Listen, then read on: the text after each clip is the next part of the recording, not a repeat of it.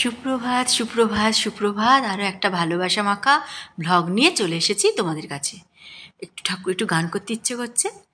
কি যেন আবির ছড়িয়ে দিল ভোরেরও আকাশে। সুপ্রভাত সুপ্রভাত সুপ্রভাত। আমি আমার মুখরোচক চ্যানেল নিয়ে চলে এসেছি। ডিস্ট্রিক্ট লেভেল আজকে মিটিং আছে জেলায় ডিএম অফিসে। তোমরা সবাই জানো ওখানে আমাদের একটা মান্থলি কনফারেন্স হয়। তো এতদিন ভোটের জন্য বন্ধ ছিল, তো এখন আজকে হবে। তো আমি অলরেডি হাজব্যান্ডের জন্য তো মাছের একটু টক আর একটা সবজি পাঁচমেশালি সেটা করে দিয়েছি। সেটা তো অলরেডি তোমাদের সঙ্গে শেয়ার করব, এখন সময় হয়নি বলে করতে পারিনি। তো আমি যেটা নিয়ে যাব ওখানে তো খুব সুন্দর করে আমাদের লাঞ্চ দেয় দিদিরা, স্যারেরা খুব সুন্দর করে ব্যবস্থা করেন, একদম ঘরের মতন খাওয়া। কিন্তু হলেও আমার তো জানো আমি একটু ভেতো, তো সকালবেলা জাস্ট একটু খেজুর দিয়ে চা খেয়েছি, তো আর কিছু খাওয়া হয়নি। তো এটা এখন আমি খেতেও পারবো না, জাস্ট নিয়ে যাব ওইখানে মিটিং শুরু হওয়ার আগে খাবো। তো কি করছি দেখো, দই পান্তা বানিয়ে নেবো। তো কড়াই তেল নিয়ে নিয়েছি, সর্ষের তেল, অবশ্যই সর্ষের তেল নিতে হবে। এটা সর্ষের তেল ছাড়া ভালো হবে না। অনেকেই অন্য তেলে করতে পারে, কিন্তু আমার তো মনে হয় সর্ষের তেল ছাড়া এই মানে সাউথ ইন্ডিয়ান ছোক লাগিয়ে যে দই পান্তাটা কিন্তু ঠিক ভালো লাগবে না। তো দেখো একটু দই, এই দইটা নিয়েছি, এই দইটা আমার কালকে ঘরেই পাতা দই আছে। একটু রাইস নিয়ে নিয়েছি, এটা বরের ভাত থেকে একটু নিয়ে নিলাম চুরি করে। আর কি আছে দেখো, কারি পাতা, সর্ষে কারি পাতা। আমার কালো সর্ষে আমি ইউজ করি না, সাদা সর্ষেই দেবো। সঙ্গে আমার ঘরের গাছের কারি পাতা, একটু নারকোল, ঘরেরই শুকনো লঙ্কা, এগুলো আমার ঘরেরই লঙ্কা, সেই ঘরের লঙ্কাগুলো একটু কিমা করে নিয়েছি। আর এটা হচ্ছে কি বলো তো, বিট নুন। এই নুনটা না দিলে কিন্তু দই পান্তার টেস্টটা আসবে না, এমনি নুনেও হবে। আর এটা হচ্ছে শশা, তো এটা আমি শশাটা লাস্টে অ্যাড করব। তো একটা কথা বলে দিচ্ছি, কখনোই ছোঁকটা সরাসরি কিন্তু দইতে দিলে কেটে যাবে। একটু ঠান্ডা করে ছোঁকটা রেডি করি, দিলে দেখাবো। একটু ঠান্ডা না হলে কিন্তু আমি এটা দিতে পারবো না। একটু ফ্রাই মোডে দিয়ে দিই, কারণ একটু তাড়াতাড়ি আছে আমার। আরও মাথায় শ্যাম্পুটা করব, চুলটা ভীষণ নোংরা হয়েছে, শ্যাম্পুটা করেই যাব। তো অলরেডি তেলটা আমার গরম হয়ে যাচ্ছে। আর সর্ষে দিলেই তো ঠিকরে উঠবে, সেটা তোমরা জানো। তবে সর্ষে ঠিকরে উঠলেও সর্ষে ওপরে উঠবে ঠিকই, ওপরে উঠে আবার সর্ষে কিন্তু নিচের দিকেই নামে। এটা হচ্ছে সর্ষের একটা কোয়ালিটি। তো চলো, আমি মোটামুটি তেলটাকে গরম করতে দিলাম। আর দেখো এই তেলের মধ্যে বোধহয় কিছু পড়ে গেছে, তো যাই হোক। তো আমি ভালো করে তেলটাকে গরম করে না, আমি বন্ধ করে দিই, তেলটা বন্ধ করে, মানে এখানে ইন্ডাকশান বন্ধ করেই আমি ছকটা দেবো, কারণ আমাকে দিয়েই পালিয়ে যেতে হবে। তা তেলটা আমার গরম হয়ে গেছে, ইন্ডাকশান বন্ধ করে দিলাম। তো এর মধ্যে আমি দিয়ে দিচ্ছি এই যে সর্ষে, বলেছিলাম। ঠিক আছে, কী অবস্থা। সর্ষে কারি পাতা, অ্যাকচুয়ালি কী বলো তো, কারি পাতাগুলো তো আমি জল দিয়ে ধুয়েছি, সব দিয়ে দিই ওর মধ্যে। আচ্ছা, এবারে লঙ্কা কুচি। আচ্ছা, আর একটা কথা আমার বলা হয়নি, যেটা আমি বলতে একদমই ভুলে গেছি। সেটা হচ্ছে কি, আমার যখন ওই মশলাটা নিচ থেকে নিয়ে আসি, সর্ষেগুলো যখন নিয়ে এলাম না, কি গন্ধ গো। আরেকটু দিই, আরেকটু তেলটা গরম, কেন একদম ঠান্ডা হয়ে গেছে। সে যে কী গন্ধ আমি বলে বোঝাতে পারবো না। আচ্ছা, এর মধ্যে এবারে আমি বিট নুনটা অ্যাড করে দিই। হ্যাঁ, যেটা বলছিলাম, নিচ থেকে যখন সর্ষেগুলো আমি গুছিয়ে গাছিয়ে নিয়ে এসেছি, লঙ্কাটা দিয়েছি তো হেভি গন্ধ দিয়েছি, একটু নেড়ে দিই তেলে। এবারে কি হয়েছে, ওর মধ্যে কিন্তু আমি একটু হিংও দিয়ে নিয়ে এসেছি, বুঝেছো। একটু ফ্রাই মোডে দিয়ে দিই, কারি পাতাগুলো আর একটু ভাজা ভাজা হয়ে যাক, নাহলে সবুজ সবুজ হয়ে যাচ্ছে, কাঁচা কাঁচা হয়ে যাচ্ছে। কাঁচা কাঁচা হয়ে থাকলে আবার ভালো লাগবে না, একটু মরমরা কড়কড়া না হলে। তো রাই, আরে সাবাস, আবার ফুটছে, বন্ধ করি। রাই, লঙ্কার কুচি মানে কিমা, শুকনো লঙ্কার কিমা, কারি পাতা, আর এর মধ্যে বিট নুন দিয়ে দিয়েছি। তো এবার যেটা করব, আমি এর মধ্যে টক দইয়ের মধ্যে আমি রাইসটা দিয়ে দিলাম, বুঝতে পেরেছো। এটা কিন্তু পান্তাই, নিয়মটা হচ্ছে পান্তা, কিন্তু অ্যাকচুয়ালি আমার কালকে পান্তা করা হয়নি, এই জন্য করবো না, গরম ভাতেই করে দেবো, একই ব্যাপার।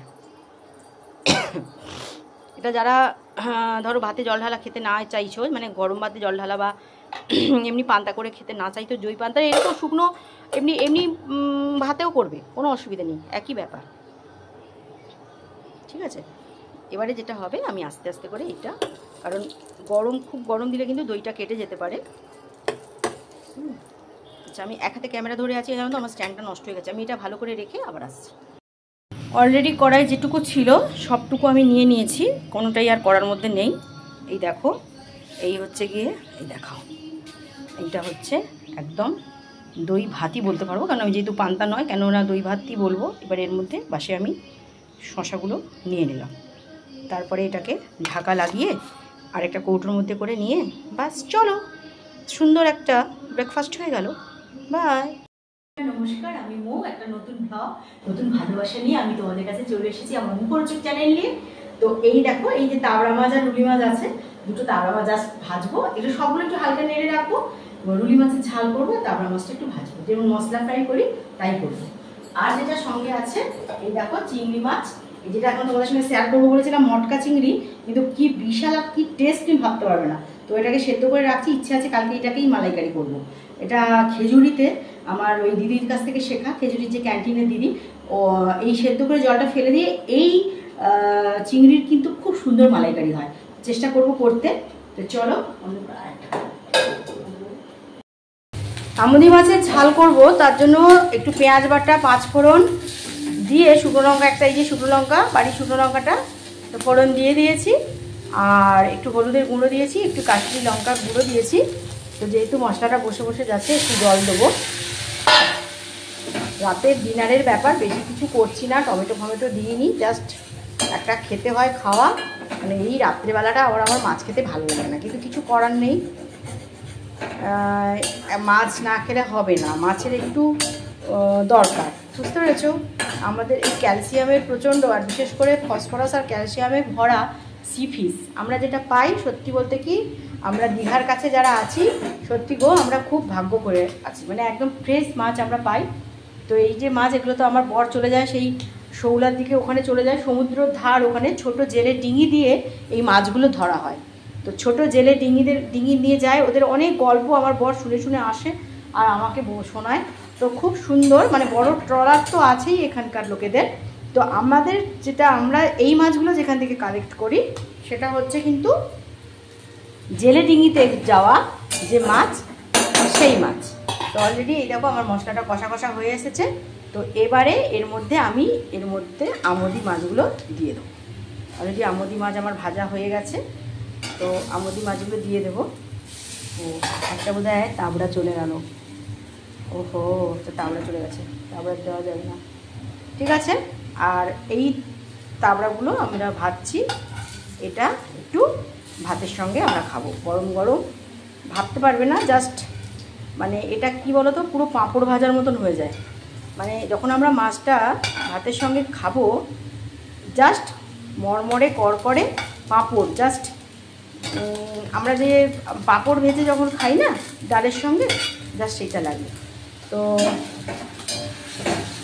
একদম বেশি ঝোল রাখবো না, মাখামাখাই হবে, দুজন খাবো।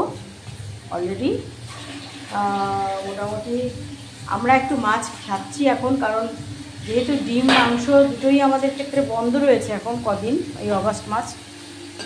আর বুঝতেই পারছো, মাছ না খেলে তো হবে না।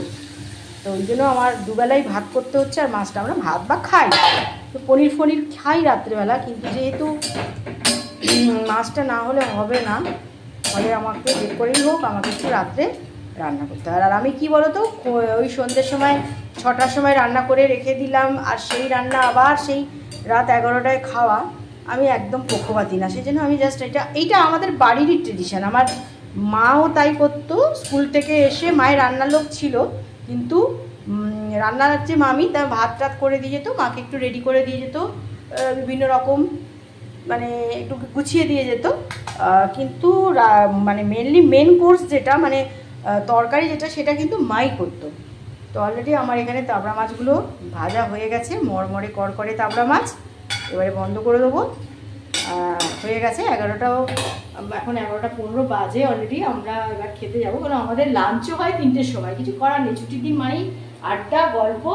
আজকে সকালবেলা আমার এসেছিল, ওরা একটু গল্প বাছা করলো, আমাদের ডলি এসেছিল, ডলি আর ডলি পরে এসেছিলো, অনেক গল্প টল্প করলাম। আচ্ছা, আর একটা তোমাদের সঙ্গে শেয়ার না করালে নয়, এই আলুটাকে মাখবো, আলুটা তো ভাতের সঙ্গে সেদ্ধ দিয়ে এসেছি।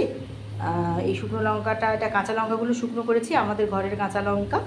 আর এর মধ্যে একটু পেঁয়াজ বাটা দিয়েছি, একটু পেঁয়াজ বাটা দিয়ে এটাকে একটু জিরে ফোড়ন দিয়ে তেল দিয়ে এটাকে ভেজে রেখেছি। এটা আলু সেদ্ধটা মাখবো। তো চলো এবার খেয়ে নেওয়ার টাইম হয়ে গেল। আর গল্প নয়, তোমাদের নিশ্চয়ই সবার খাওয়া হয়ে গেছে। খুব ভালো থেকো, ভীষণ ভালো থেকো।